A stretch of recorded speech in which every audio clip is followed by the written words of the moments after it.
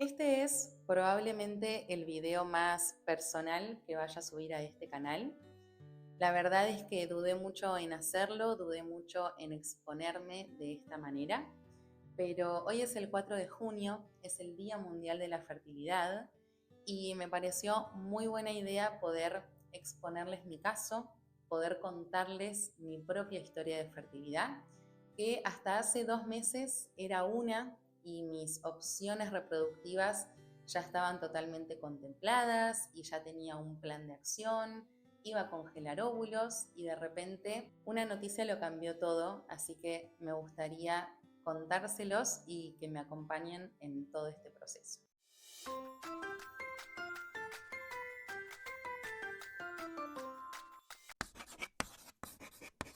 Para que se den una idea, yo siempre fui una chica muy activa en cuanto a la parte física. De chica hacía danza, hacía teatro, hice vóley, estuve federada, más o menos fueron 6 años que hice vóley. La verdad es que lo físico, digamos, nunca fue un impedimento para mí, hasta que a los 14 años estaba en una clase de danza. Era una especie de danza clásica donde había que mantener mucho las posturas, ves varios minutos con los brazos arriba y siempre como muy en pose. Y en esa clase un día empecé a notar que mi brazo derecho, si bien lo podía levantar, no lo podía mantener arriba.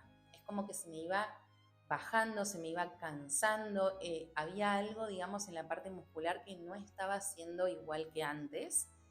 Y otra cosa que me empezó a pasar es que al principio era gracioso porque yo le decía a mi mamá que el omóplato se me salía para atrás cada vez que yo levantaba el brazo. Y la verdad es que nos llamó mucho la atención porque, como les decía, yo hacía vóley, hacía danza, nunca tuve un problema, digamos, con mis brazos, con mis piernas, con mis músculos, o sea, no es algo de lo que yo me estaba preocupando hasta ese momento. Empezamos a ir a diferentes médicos, traumatólogos, algunos me decían que era muy laxa, otros me decían que me había lesionado en vóley. La verdad que no había dos traumatólogos que me dijeran lo mismo, así que nunca terminamos de llegar a una conclusión, hasta que llegamos a un deportólogo. Ese médico, si bien fue la persona que más frialdad tuvo en la consulta, y ahora les voy a explicar por qué,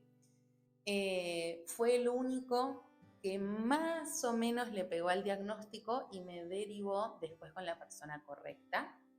Me acuerdo llegar con mi mamá, habíamos sido recomendadas por alguien, entonces llegamos, me hizo una especie de evaluación física, nos sentó a mi mamá y a mí y recuerdo que nos dijo que podía llegar a ser algo neurológico o un tumor en el cerebro. Fíjense lo que es la mente de una niña, de un adolescente, que yo no escuché lo del tumor en el cerebro, es algo que me lo cuenta mi mamá después, sino que yo me quedé con que me había dicho que podía llegar a ser algo de la parte neurológica y automáticamente me llevó a mis 7 años cuando yo había tenido una parálisis facial en donde lo único que pensaba era, yo no puedo volver a pasar por esto.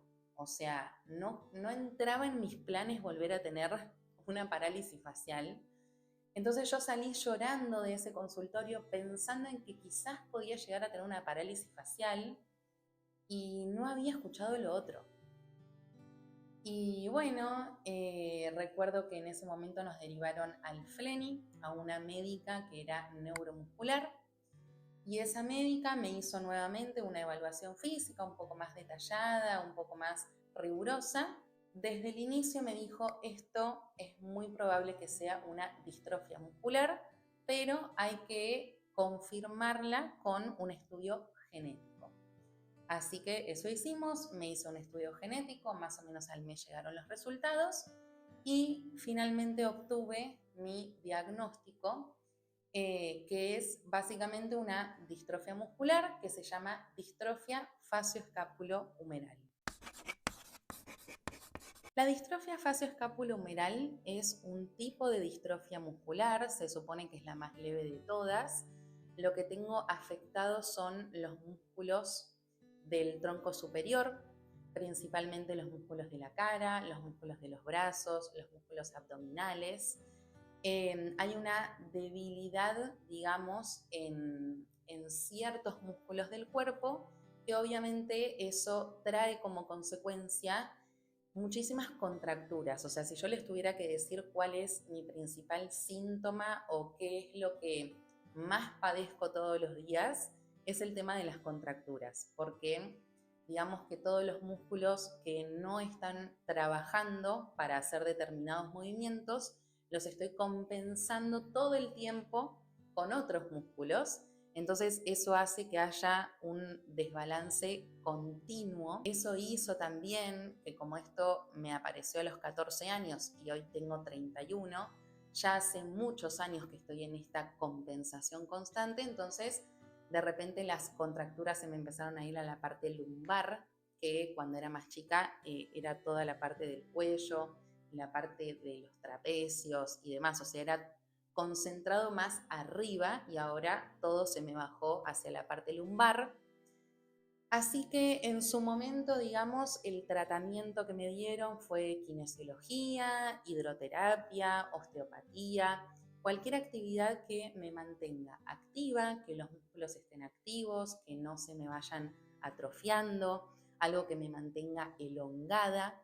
Lo que nunca más pude hacer, por ejemplo, fueron deportes, un deporte de alto impacto o un deporte de competencia. Entonces, desde que tuve este diagnóstico, tuve que empezar a tener una conciencia un poco mayor de mi cuerpo, de lo que me hacía bien, de lo que me hacía mal. Durante todos estos años, digamos, mis esfuerzos estuvieron siempre puestos en cada día sentirme un poquito mejor. No puedo decirles que logré, digamos, estar un día sin contracturas, porque hasta ahora no lo logré. Sí tengo momentos que no estoy contracturada y me acuerdo lo que es vivir sin algún dolor corporal, ¿no?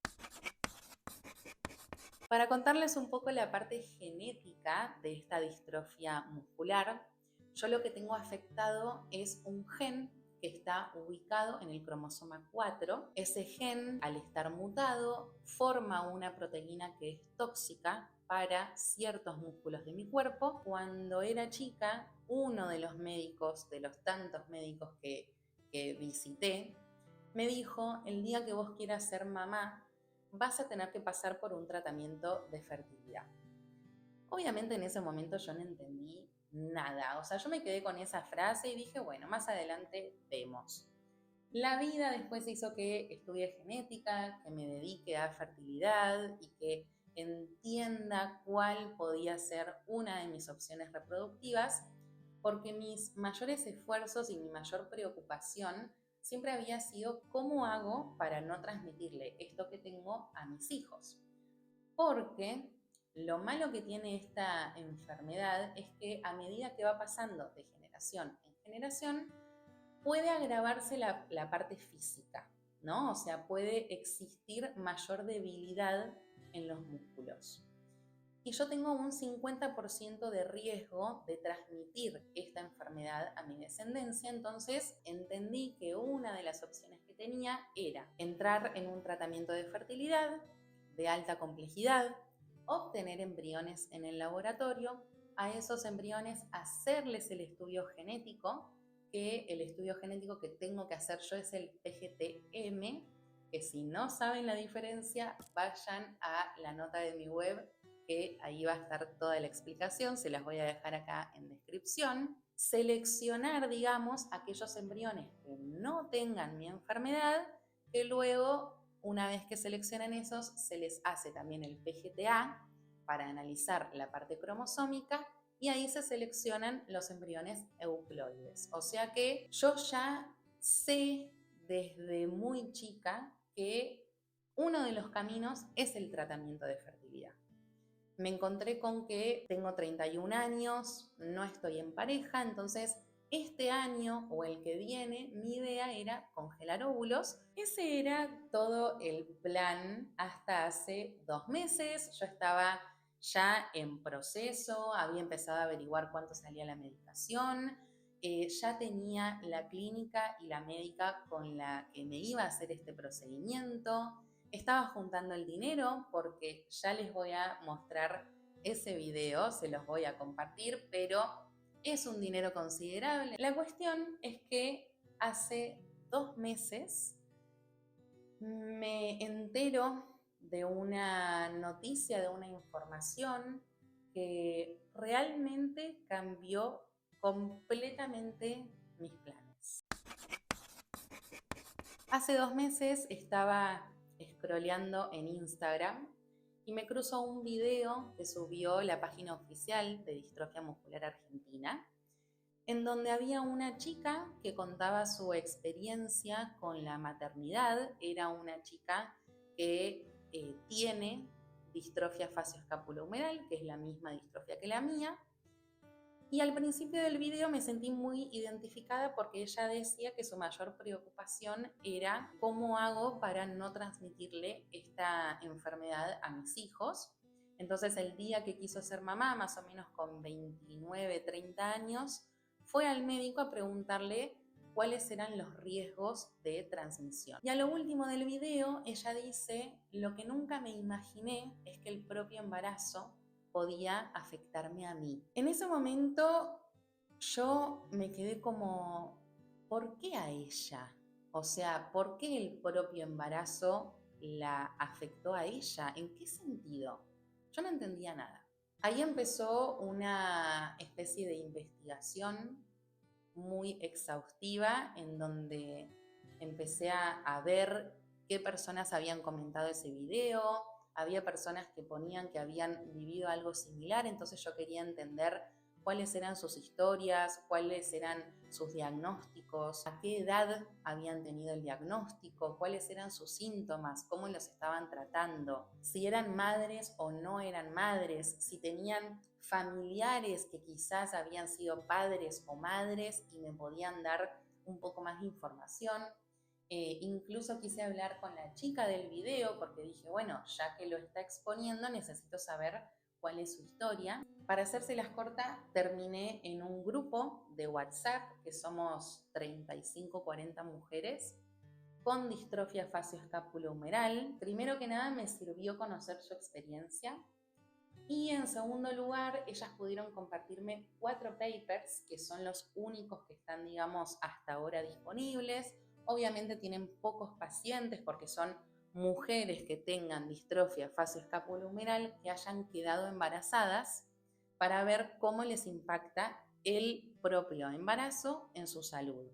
Y básicamente acá viene la gran noticia y el gran impacto que tuve hace 2 meses. Me enteré que en un 25% de mujeres que tienen distrofia facioscapulohumeral, el embarazo genera una debilidad muscular generalizada postparto. Fue una noticia dura. Fue una noticia dura porque nunca nadie me lo había dicho. Nunca nadie me había manifestado que esto podía llegar a pasar. De hecho, me encontré varias veces preguntándoles a los médicos sobre un posible embarazo. Imagínense que yo tengo 31 años, o sea que es algo que podía haber pasado.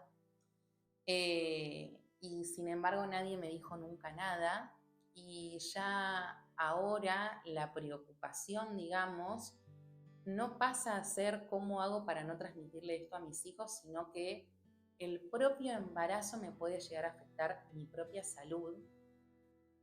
Y eso es algo que me impactó mucho porque no lo tenía para nada en mis planes, para nada en mis planes. Si bien el tema de la maternidad no era algo que tenía del todo claro, del todo seguro, es como que siento que me quitaron la opción de elegir, ¿no? Es loco porque lo primero que pensé cuando tuve esta noticia es qué loca que es la vida que habiendo estudiado lo que estudié y habiéndome dedicado a lo que me dediqué, no me podía ayudar a mí misma. Después con mucha psicología y con trabajo interno y escuchándome y haciéndome un montón de preguntas que empezaron a surgir, realmente me di cuenta que sí me estoy ayudando, que sí me puedo ayudar a mí misma, porque el nivel de conocimiento que tengo hasta ahora sobre este tema puntualmente, sobre la genética reproductiva y sobre los tratamientos de fertilidad, los estudios genéticos, la salud en general, pude poner todas las cartas sobre la mesa y entender cuáles eran mis opciones, que obviamente se redujeron un montonazo, porque ahora me queda el camino de la adopción, el camino de la subrogación de vientre, o apareció fuertemente una tercera opción, que es no ser mamá. Por el momento decidí no congelar óvulos. Estoy un poco enojada con ese tema. Es como que yo estaba haciendo todos mis esfuerzos para que eso suceda y de repente que me digan que no va a ser así, que no va a ser por lo menos como yo me lo imaginaba. O sea, no me parece hacerlo ahora y estar gastando ese dinero ahora en algo que realmente no sé si voy a utilizar. Quédense tranquilas que igualmente toda la información que recolecté hasta el momento y que voy a seguir recolectando sobre la congelación de óvulos, se las voy a compartir, porque por más que sea algo que yo no vaya a hacer en este momento, está bueno tener la información, está bueno compartirla.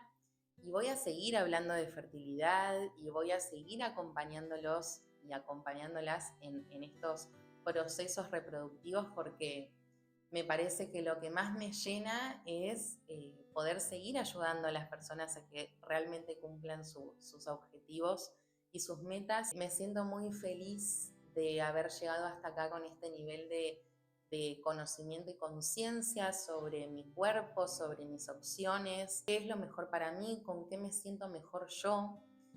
Muchos me dirán, bueno, Flor, pero estás mirando el vaso muy vacío, tal vez, ¿no? Porque hay un gran porcentaje de chances de que eso no te pase.